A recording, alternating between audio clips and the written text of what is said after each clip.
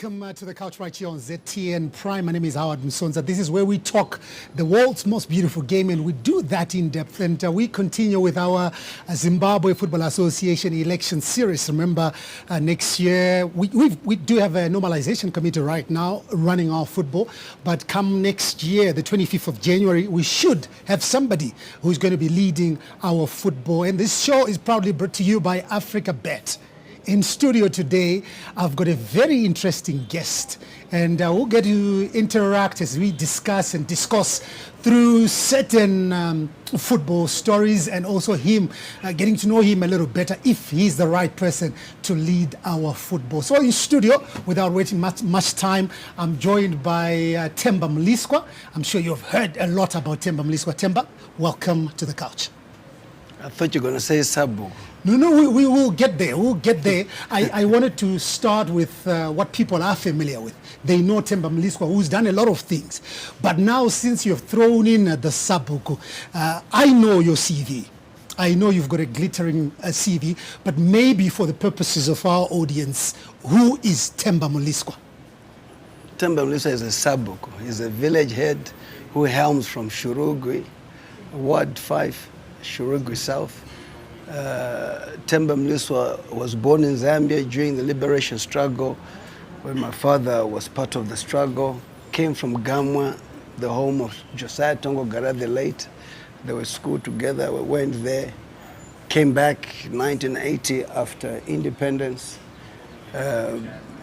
We went to the good schools then, Frank Johnson, which were Group A schools at the time. Had good education, was involved in sport, an all-rounder in sport, be it cricket, soccer, rugby. In fact, any sport that I participated in, I was captain. You see, if I decided to be in athletics, I'll be captain. I'm not one who hails from the tail aspect, I'm one who hails from the head aspect. I'm always the head of whatever I do. So, boxing, I was pretty much of a boxer. In fact, while I participated in all the other sports, my real sport I loved the most was boxing, but my parents were against it. They believed it was barbaric, but I thought it was a very, very strategic sport where you have to be able to be accurate. Precision is important. You've got to be moving while you're also scoring points and all that. So I'm sure that's going to come in handy today, yes, as we will be weaving and, scoring points, because there are a lot of people, some of the councillors, if you get nominated, some of the councillors who will be voting on the day, obviously you need to be scoring points on that side. But having given us that, I'm sure now what other people are familiar with your story, you as a parliamentarian. Because I'll go back as far as 11 years ago when you became Member of Parliament for Urunga West. That's when that journey started. Now you're a Sabuku. But just take us through that briefly. The journey of a legislator is much later than as a sportsman. Before that, I had been the fitness coach for the Warriors. Before that, I'd been the Dynamos chairman. I was the Caps United fitness coach. In fact, I was a Caps United fan, supporter. But I think in the history of this country, I'm the only person who was a Caps United supporter, but who went and chaired Dynamos. You knew the rivalry that was between Dynamos and Caps. I then went on to participate in the development of rugby, because it was a minority sport, and we wanted to make sure that the populace plays, the black people participate. I worked as a director of coaching and development for the Zimbabwe Rugby Union. I then was involved in also the development of cricket. There were only 3 provinces at the time.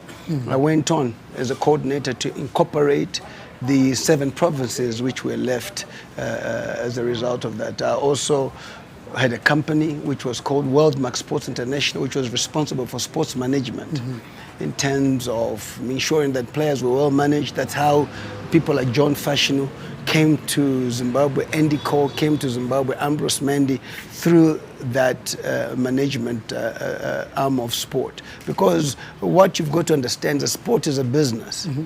And while it's a business, you've got to have the right people to be able to also be leading it and so forth. Mm-hmm. Outside that, internationally, I've been involved in a number of institutions.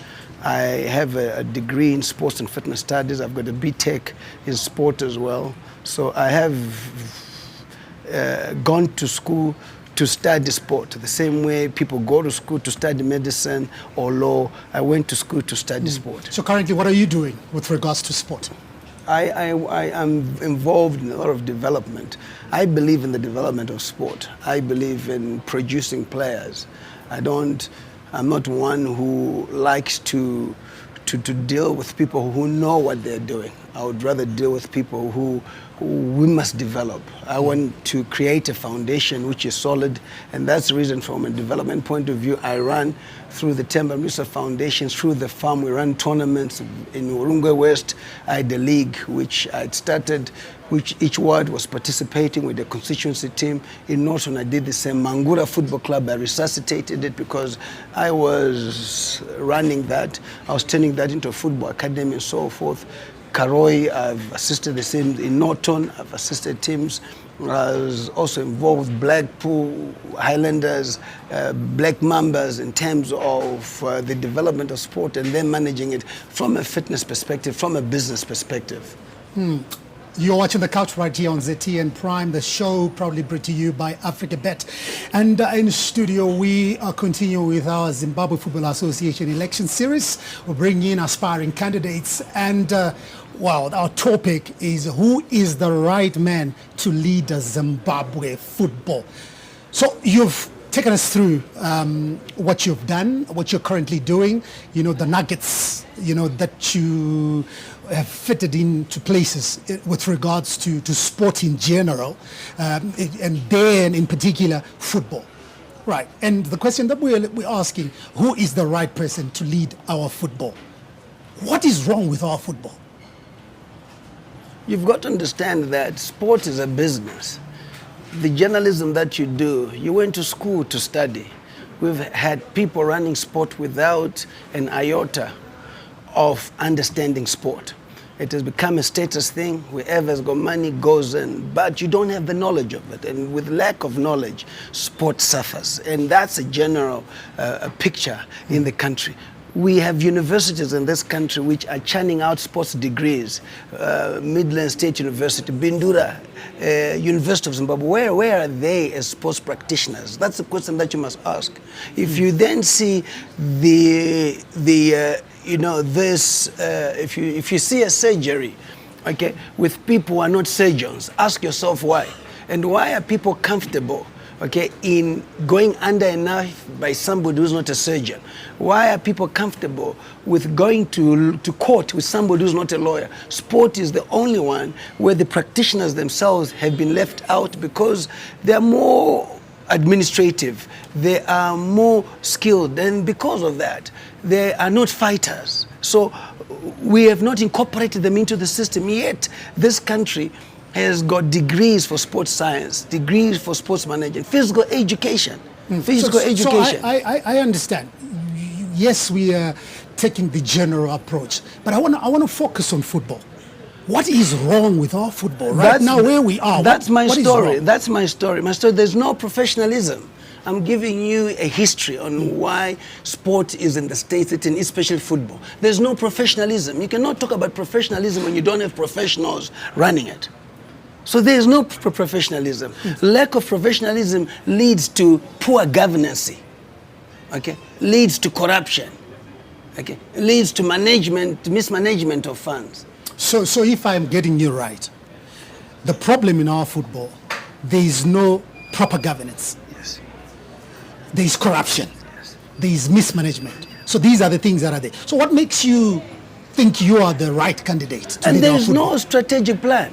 There is no strategic plan. You cannot at all run an organization without a strategic plan. Your organization has got a strategic plan to know in the first 5 years what are you going to achieve. The second 5 years, what are you going to 10 years, the third, and so forth. So the strategic plan for football is not there. I've always said that we need to start at grassroots level. Grassroots level in this country is structures which are already existing. The primary schools under NAF, the secondary schools under NASH, the academia under the National Association of Tertiary Institutions. That's where we learn things. You went to school to know what you're doing, starting at primary level. The same way with soccer, the same way with any development of anything. You need to catch them while they are young, and because we have not been able to come up with a strategic plan tells you where you are going, time frame, and is subject for review. Even if I got into Zifa and the strategic plan, my strategic plan is based on 15 years, then Zimbabwe will be seeing the results. Before that, we'll be building a foundation. I would be lying to say that if I was a Zifa president, within 3 years, we're going to get the results. We're going to be World Cup participants. No, you need to plan. You need the resources. But the strategic plan also has a provision for resources to come through because you're able to defend your document. You cannot be a financial director not understanding the finances of the company, because the board will ask you, okay, you want 20 million for what? 1, for infrastructure, 2, for capital, 3, for A, B, C, D. So where is the strategic plan? Where is the budget for running football? The government, and sadly, because people don't understand statecraft and what they're doing, the government has money to put into soccer as long as you have a budget and as long as you can account for the money. FIFA has got money for that, as long as you have a budget, as long as you can account for it. So affiliation fees from members paying as well is also part of the revenue that you get. So my example for you is this: why do we have soccer stadiums empty when we've got children school kids who are playing soccer?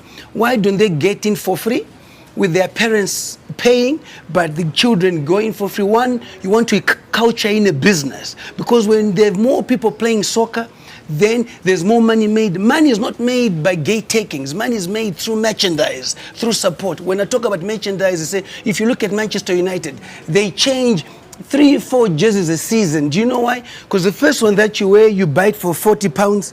They change it. The second one, they also make it's another £40. So you're probably spending at least £120 to £160 buying that. That's money going to Manchester United. All right, I understand. You started from a strategic management perspective. You need to have a strategy for things to be running. So I'm going to take you back just a little bit, because I'm studying strategic management, yes, master's level, right? You have got a degree in sport. You know the science of it and all that. So how different am I to you when it comes to this? Who's got an advantage? I have an advantage because I've gone to study sport. And studying sport, there's the management of sport. There's the science of sport.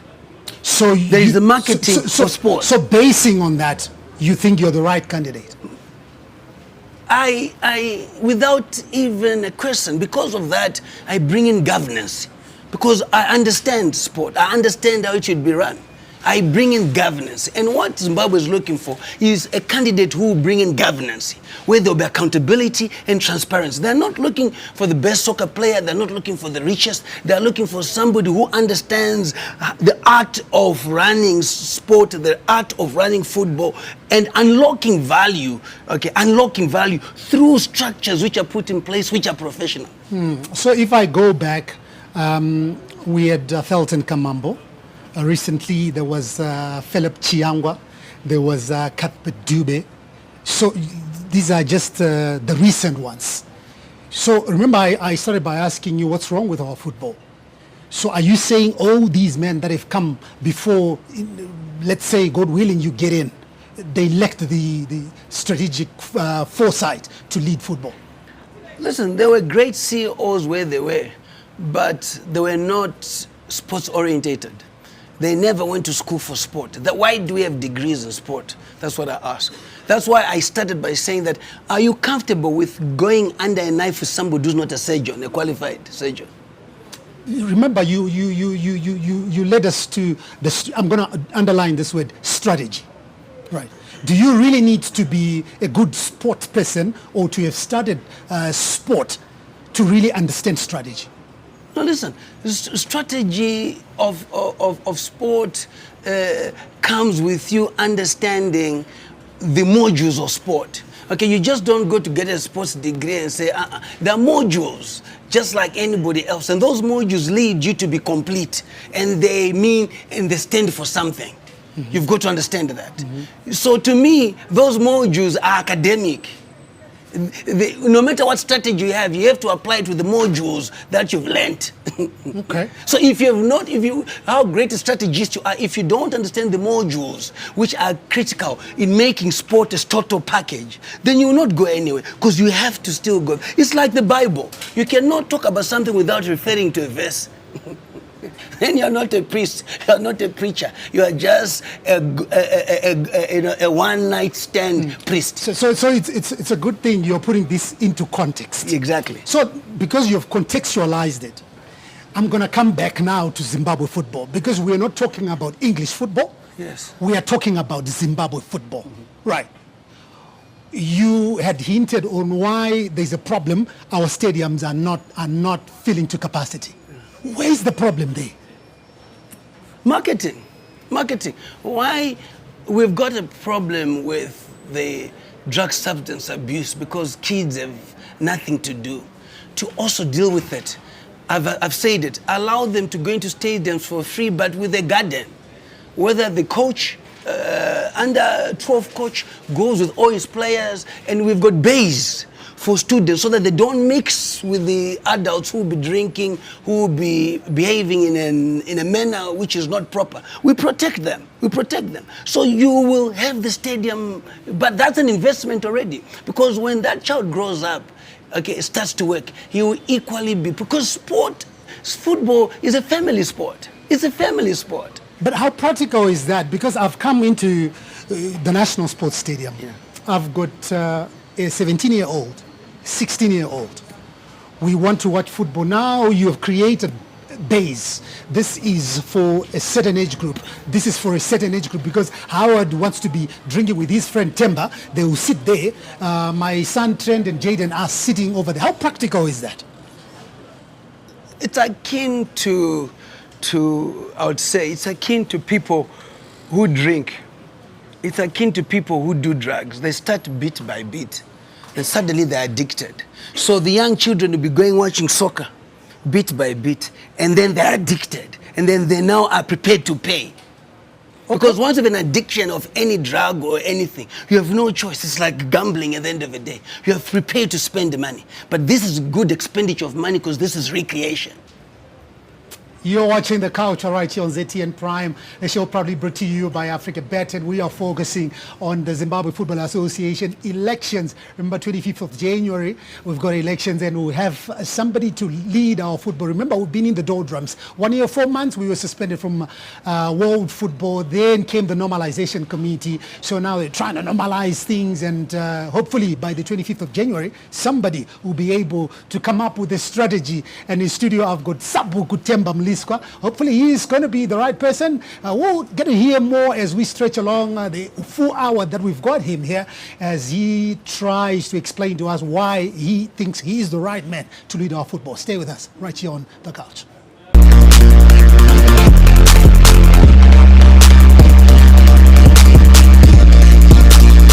Passing, Billiard knocks it.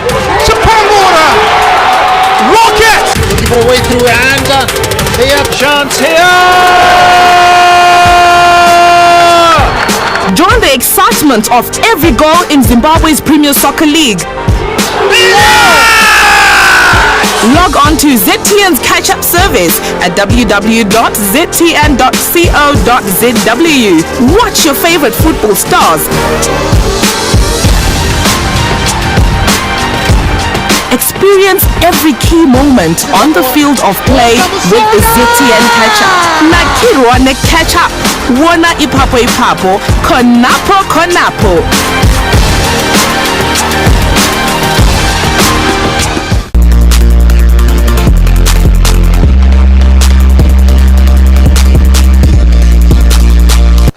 is the biggest football show anyway in the country right now. Is the Couch right here on ZTN Prime. The show proudly brought to you by Africa Bet, and we continue with our Zimbabwe Football Association election series, and we are bringing in aspiring administrators, aspiring leaders, and we are focusing on the presidential campaign. In studio, I've got TEMBA MLISWA, Sabuku TEMBA MLISWA. He's one of the guys who are vying for that top spot. Have you dropped your papers at the Zifa offices yet? I'm on my way from here. From here. All right, so things are in order. So when you were giving us a brief history of TEMBA MLISWA, of course, people know TEMBA MLISWA. You know the parliamentarian, they know TEMBA MLISWA. Mostly, they associate you with what you did in rugby, and you gave us, like I said, you've got a very colorful CV. Remember 97, our first COSAFA title, you were the fitness trainer then, and Interesting. I'm glad you remember that. no, I remember. I remember. And then you along the way, 2002, brief stint, if I can call it that, with Dynamos. What happened? I thought it was too short-lived. 3 weeks. You see, it was the most successful, because the first time that Dynamos... What do you mean it was the most successful? I'll tell you why. The Dynamos had no money in their account. It's the first time they had money in their account. It's the first time they could account. Dynamos had no system, deliberately so that people could benefit. You see, where there's no system, you benefit. Where there's a war, where there's a crisis, others make money, they see an opportunity. So what did you do in those 3 weeks? Then I came and then I turned it around. I made sure that we banked all the gate takings that we had. They had a system where this gate would be for you as a person to collect your money and put in your pocket. Then I banned that. I brought in forced security to be able to man that and to bank that. Equally, I was on a forensic audit. You've got to understand why. I then said I'm having a forensic audit for there to be accountability and transparency. That then led to former chairpersons getting together and said, listen, this guy is going for us now. Okay, in going for us now, and I was asked at a press conference that if they are on the wrong side of the law, what do you do? And I said, the law will take its course. So that frightened them. The next thing, they went to the High Court, okay? And I was stopped by the High Court, okay? The fans now had membership cards, which I already started doing for them, okay, because it was important. Because you cannot talk about Dynamos being a 7 million club without you maximizing on the marketing aspect on the 7 million. All this you did in 3 weeks? And they also never lost a game, by the way. How do you feel with where Dynamos are at the moment? No, Dynamos, Highlanders must never be there. Caps must never be there. And but with the way football is going again, if you don't have a hard leader who's coming through, the level of corruption, one day you're going to hear which Dynamos has been beaten 10-0, Caps United 12-0. We need to protect. There are certain ethos and certain teams that you need to keep, okay, within the family, because if they go, then there's no direction. Okay, Dynamos, Highlanders, Caps, and so forth. These are big names. These are big names. This is what we grew up knowing. When we were young kids, that we would go, I was Caps United, that way we would go and watch a match, Guantura Stadium. Afterwards, you go on the field. I was coming from Waterfalls, but I was crossing the Mkoisi River. You go and hug Joe, Shambo, shake him in tower, sticks and Tizwa. You are happy as a young man. Are you with me? They were our models. So to me, what then becomes the problem is when you then also take away that traditional aspect and try and be too modern without blending the two. So how in touch are you with football now? Very much in touch, very much in touch. Just that I'm no longer a Man U fan. I think I supported Ferguson, not my Manchester United. I don't want to talk about further afield. When I talk about football, you know, charity begins at home. Yeah. One thing that we've got in common, we both support Caps United. Yeah. So how in touch are you with football? Because I'm a journalist. And when I do my business as a journalist, as a sportscaster, you know, my focus is on Zimbabwe. I want people, whether they are in Mangura or Shurugwi, I want them to know about what's happening at Dynamos. I've got no business in talking about what's happening with Manchester United, with Chelsea. That's not my business, because that's the business of a British journalist. My job is to make sure I put Zimbabwe first. But how in touch are you with Zimbabwe football? You see, the reason why I brought that, and smart of you, is to show you that not many people are interested in Zimbabwe football. And that's why you're supposed to ask, but why are you talking about Man U and not Zimbabwe football? That's where the nexus of the matter is. No. Are you with me? No. I hear you. Football today is not what it used to be. No, I see where you're going, but you are here, Temba. Yes. Because you want to lead football, which is not where it was when you were crossing Mukubisi, going to hug Sheikh Mentauro, going to meet Joe Shambo, because it's not there. That's why you feel the urge now to come and say, this is what, but obviously there is somewhere here where you need to build on. You also need to be in touch with our football. But I am in touch with the football. Yeah, but I am in touch. Who won the Premier Soccer League title? It's a team from Bendura, Zimbabwe. They won that. You also want to go and also know who was relegated. No. I don't want to know who was relegated. It's good enough you know who won the because people want to know how far you are in touch with our football. You see where I'm going? Because the people's soccer star was Kama Billiard. The soccer star for thing was Mson. Which Muson? The thing young one, not knowledge. Yeah. So people, I'm just telling you the people's soccer star are ticking boxes right now. Yeah. Because, so I told you who the people's soccer star was. Because people really want to know, is TEMBA MLISWA the right person to lead our football? Now, when you touched on the sale of jerseys, and obviously that's a marketing function, because when you come in, remember you want to bring money to football as well. Because I remember... Sorry, I will help you.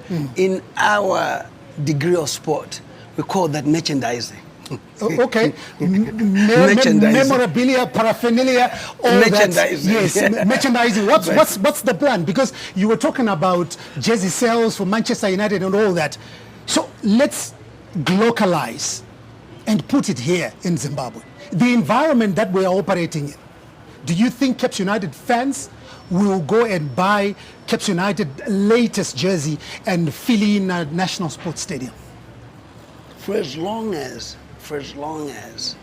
there's the love for football, and for as long as we are creating, generations who will be in love with football, and now we are compounded with social media. Again, in our days there was no social media. You see, and that how then strategically do you then make them divert from social media to watching football? Not only that, they are now watching football on social media. They're watching football on TV. That being the case is also good enough, for one to wear that jersey, because when they go out there, whether they're in a pub or not, they want to be identified with their team. Even if you're watching Caps United on your own and you want to wear that, you want to feel, listen, as soon as they win, you're out there, you're walking and so forth. So what have we done to raise that awareness so that people are conscious? It's, first of all, the branding itself. Who is doing it? Who has the exclusivity of it? Because you cannot have it just all over, you see. Having it all over then takes away the money that you make it. Where are the shops? Where are the Cape United shops? Where are the Dynamos shops in Guero? Where is the Dynamos shop in thing? So you decentralize. You cannot just have it here. Why? We need to decentralize football. We cannot have national teams played in Harare. Harare is becoming congested. Why don't we say each national game, there's a rotation in the 10 provinces of the country? Why can't we have a national stadium in each province of the country? We are taking the game to the people. No matter what number there is there, we've got to take the game to the people. Everything cannot happen in Harare.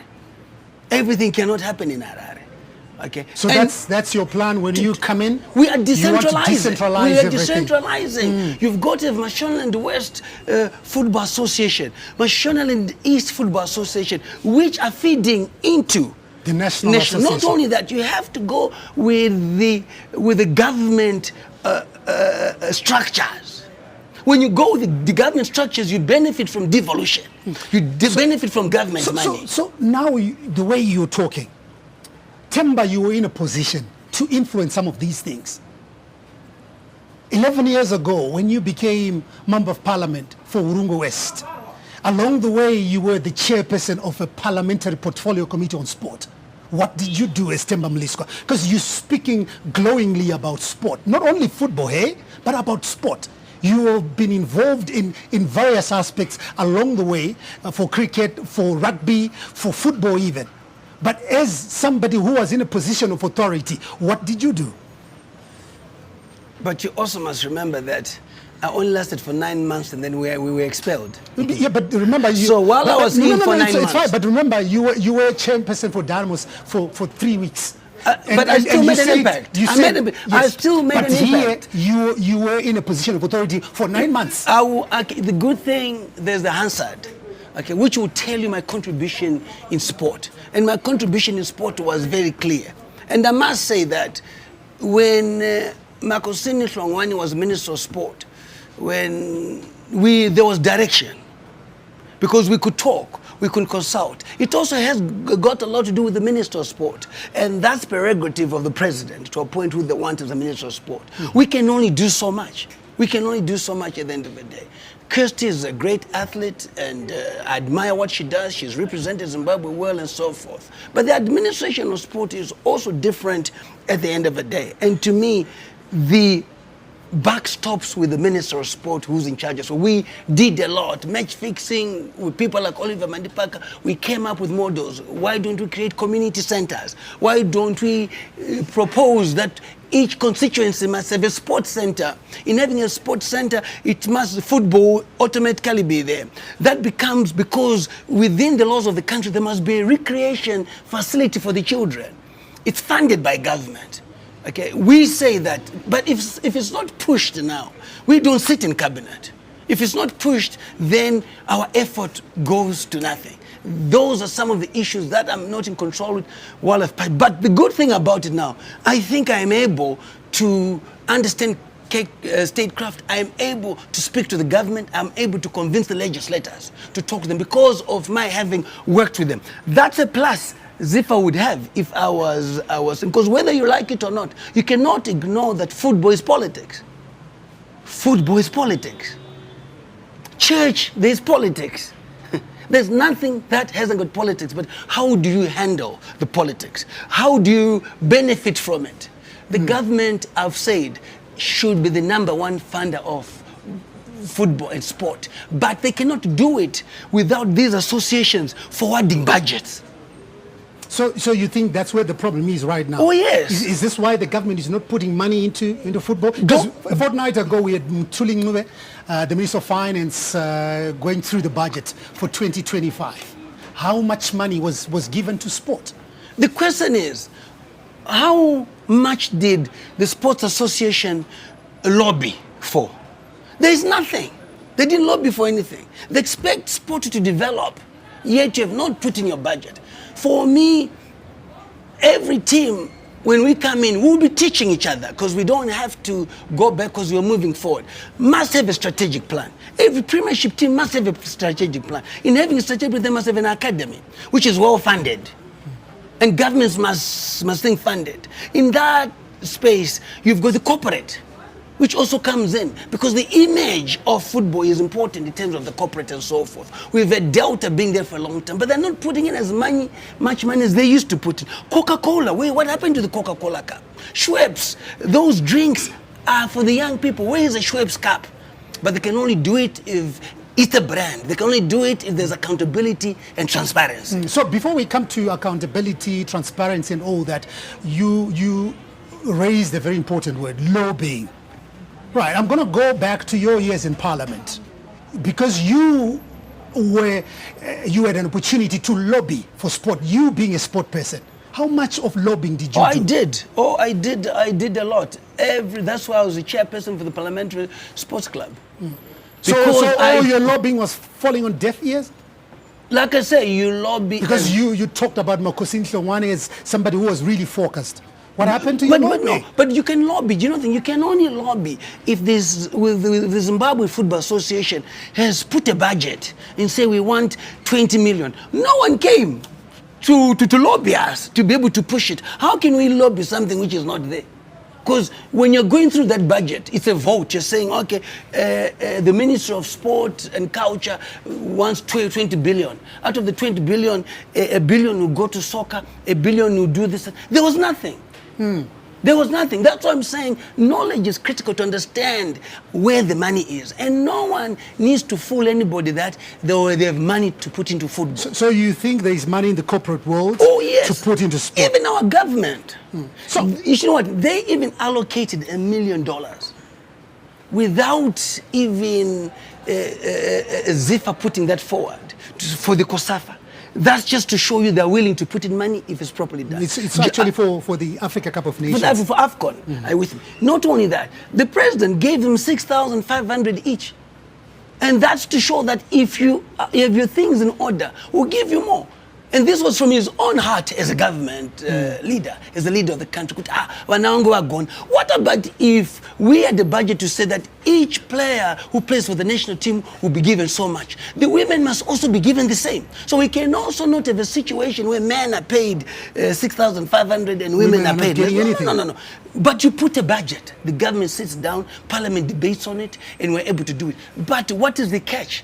You also put recreation centers in all members of parliament constituencies so that they support. Because they know once they have that, the best way to get to people is to hold a netball and a soccer ball. So I'm going to draw comparisons with other sports because I know you've got a lot of love for rugby. Currently, you are the chairperson for Mashonaland West Rugby Association. Yes. How much money have you sourced for that association? How much money has been put into rugby so that we see all these glowing things that you're talking about? The corporate world that you're talking about, that is awash with money. First of all, there's no accountability in rugby. There's already the 265,000 that they were given. They were given money by the International Rugby Board. We have been asking. Today we have a meeting and we've been asked that question. Can you break down the expenditure? Up to now, they haven't. The national coach was given a car by the Sable Trust, which was the arm for fundraising for rugby, for the national coach. But the president of rugby is driving it. So again, I'm starting to deal with that. I personally have injected at least 15,000 personally to run programs. The induction that we did to lead to a strategic plan, I've put in money for that. From my own resources, from the corporate aspect I do, and so forth. So to me, it's people are going in to take what belongs to the player. The player's welfare. The player's welfare, which is critical. Today, President did a great thing. These players realize that our president knows we can do this. How can the president and his government stop you from supporting you if you're in order? Order is needed. I want to bring in order. It's a call. Are you with me? I want to rescue. I want to rescue because I could not be part of this because I was a legislator. And once you're a legislator, you're conflicted. You cannot be a Zifa chairman. You cannot be a rugby or cricket because they are all under you. And I wish people can understand that. So how then do you deal with cricket? How do you then deal with soccer? So I like, it seems like we're touching this and we're coming back again. I like the issue where you say all these sports associations are under you as a legislator. Exactly. Yeah. Because you were a legislator for a long time. For the country. Yeah, for the country. We'll come back in the third segment because now we want to touch on the accountability. We want to touch on the corruption. Just stay with us. You're watching The Couch right here on ZTN Prime, and we're focusing on the Zimbabwe Football Association election series. Remember, we're in the election season, and we have been bringing in aspiring presidential candidates for Zimbabwe Football Association. So we're asking this question: who is the right man to lead Zimbabwe football? Stay with us. The Couch, proudly brought to you by AfricaBet.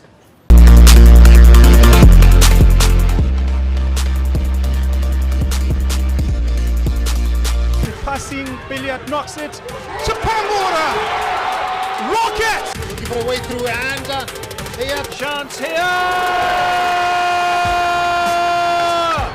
Join the excitement announcement of every goal in Zimbabwe's Premier Soccer League. Log on to ZTN's catch-up service at www.ztn.co.zw. Watch your favorite football stars.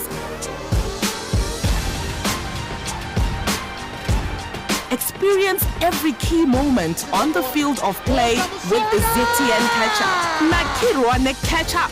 Wona ipapo ipapo. Konapo konapo.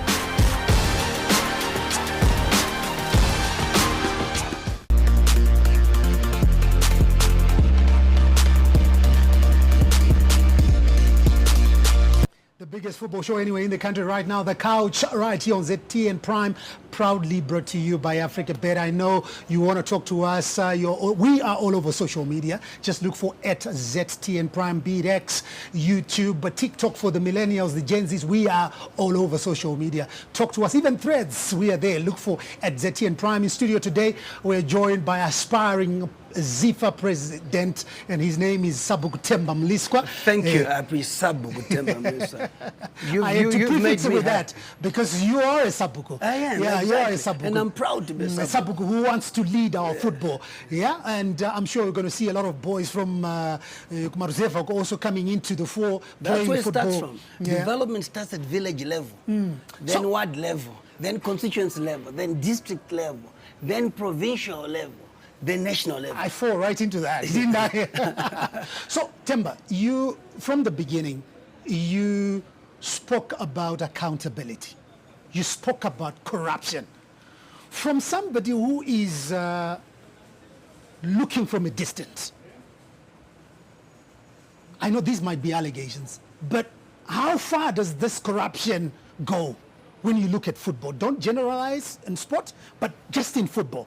How far, even from the time that you were a parliamentarian, how far does this corruption, what is this that you are calling corruption in football? First of all, there's the financial, the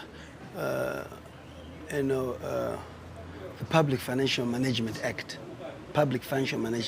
which compels even parastatals of government to submit monthly financial reports, quarterly financial reports.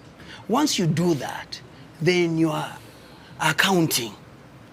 So what financial reports are Zifa producing monthly, quarterly, biannual or annual? You see, this is where it comes. So if you're not producing that, people are saying, where's the money then? Because whatever money you receive, you must account for it. That is the reason why when we were young, we were taught accountability by our parents. When you were sent to go and buy bread and sugar, you had to come back with change. You had to come back with change. You could not buy a sweet out of that change. Once you hand over that change, you then say, "Now you don't take a sweet, mama." Kinda did. Then they take it and they give it to you and don't take a sweet. They did not allow you to go and buy bread and sugar and also add your sweet. So accountability has always been inculcated in us. It's in our DNA. But the moment you're diverting from it, what is it that you want? So this is where I'm talking about. Breakdown. You are given $2. How did you use it? And when people ask you, you must not get angry. They deserve to know. Especially when it comes to government funds, to taxpayers' money, the accountability is dire. That's why Parliament deals with any level of government as long as you have received their money. They want to know where did the money go. The Auditor General's office is responsible for that. And to me, this is where the issue is. Where are the financials? If there are no financials, where is the money gone? Where is the money? That will not happen under me because I understand the Public Financial Management Where Act. is this money coming from that you're talking about? One, grants from FIFA. 2, regional support. 3, the government comes in and gives money through the SRC. 4, the corporate.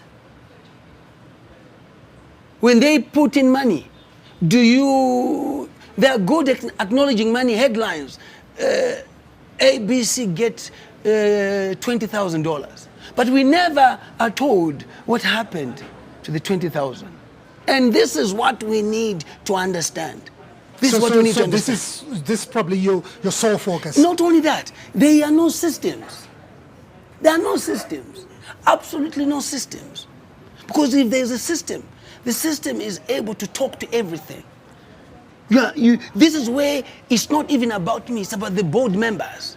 Okay. One of the issues which is critical, which I think they add in the Constitution, is that Section 58 talks about the audit committee, but they don't talk about the academic requirements for that, but they only talk about you must be experienced in finance.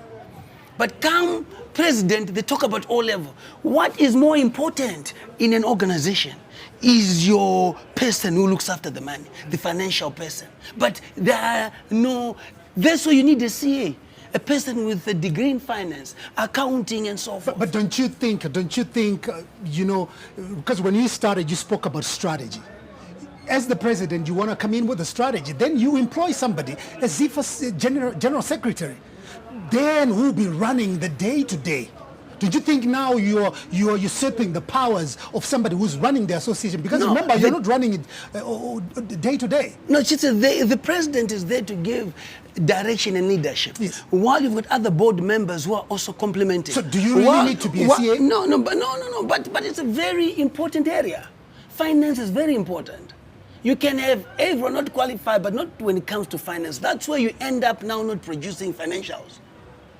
I can imagine also bring my bookkeeper from the farm. He's experienced. He's been there for 22 years to now be the Zifa. That's what it's saying. What are your thoughts around that O-level, 5 O-levels being a prerequisite? What are your thoughts on that? To me, I think there are many flaws to the Constitution. Once one gets in, they would have to deal with it. In dealing with it, it has to be a constitution that will protect football but will be inclusive.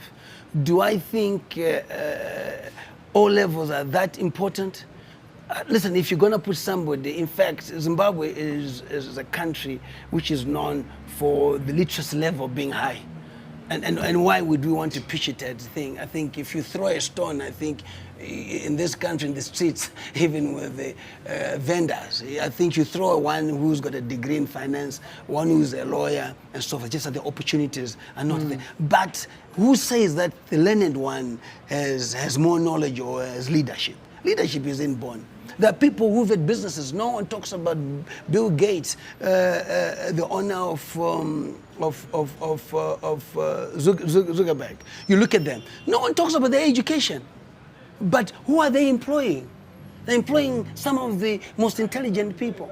The soccer players themselves are not educated, but who are they employing? Accountants, lawyers to do their financials, to do their So now work. you have brought the point home, because this is what I was asking you.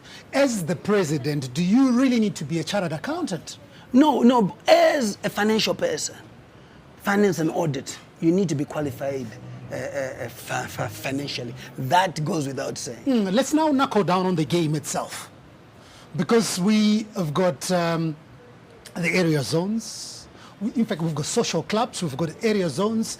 Then you come to the divisions, 2A, 2B. You come to Division 1, because you spoke a lot about putting structures.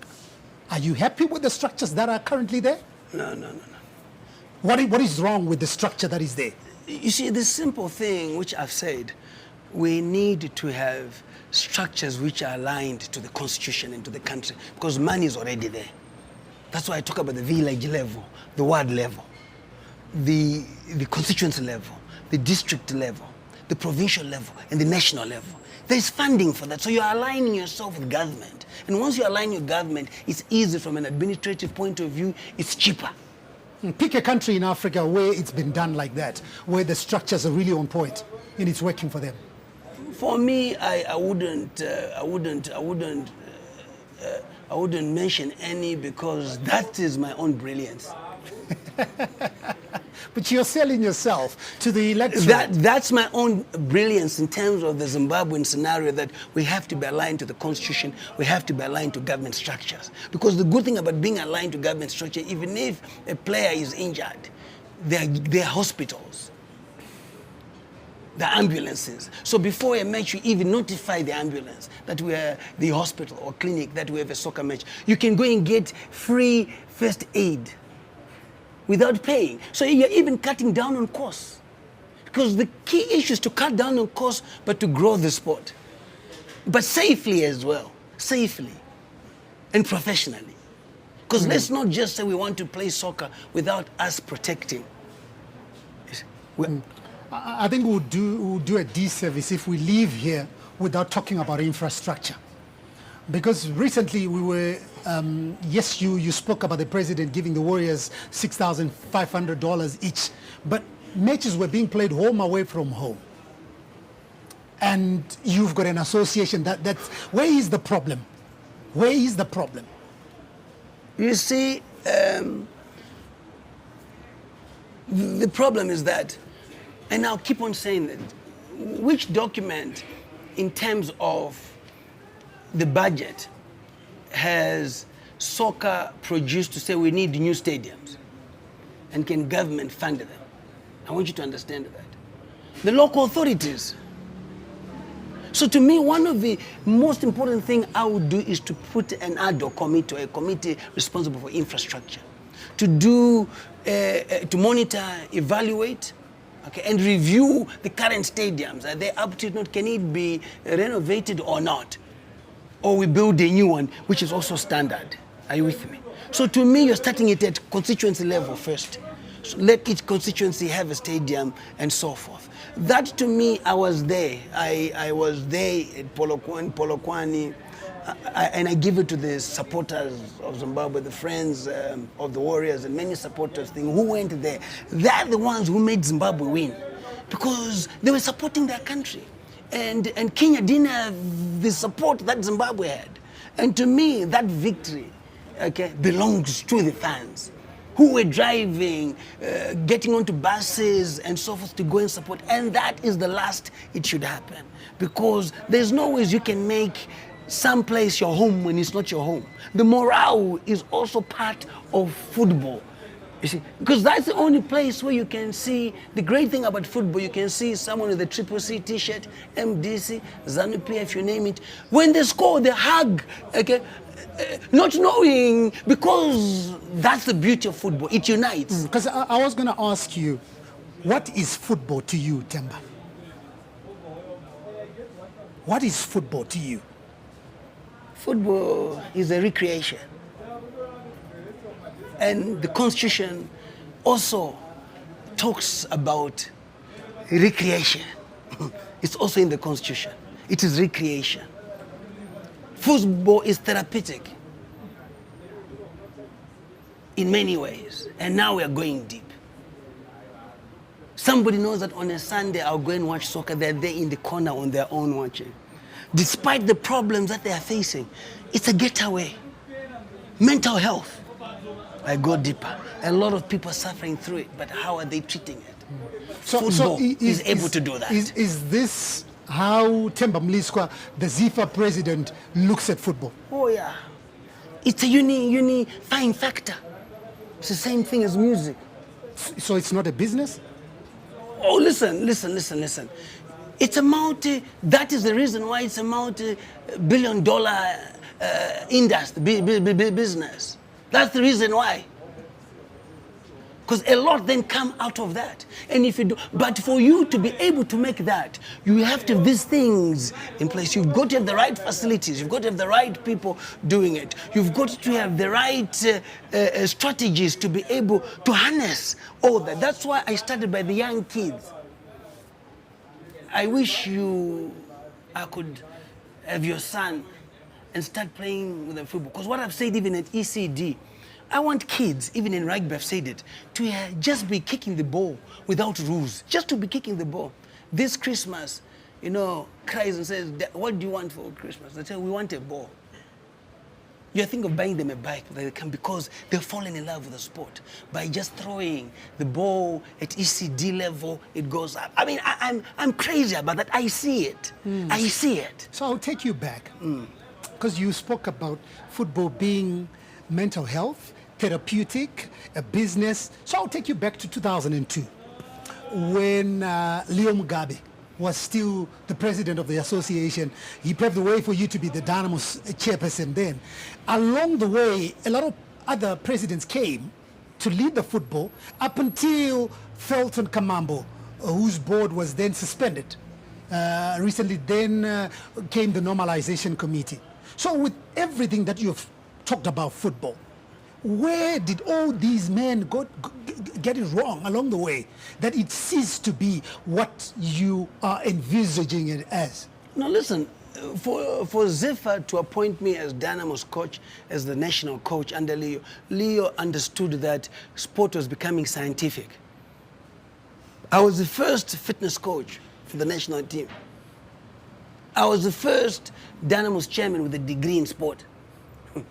He had that vision. That you can't take it away from him. But did people also share that vision? So you want to be the first president with a degree in sport? To be honest with you, I really had prayed to God and so that I could be the Minister of Sport, because I had gone outside the country to learn about sport so that I could come and impart it to my people. That's me. If you ask anybody, you know me as a politician, ask anybody in my neighborhood what's TEMBA known for sport. I used to develop sport, St. Faith's. I had no rugby, I was a student. I went and set up a rugby team in a rural Were area. you disappointed that you never got the opportunity to be Minister of Sport? No, listen, I was the only one with the CV of sports. I thought I would be picked, not knowing you have to lobby. And then my uncle said to me, no.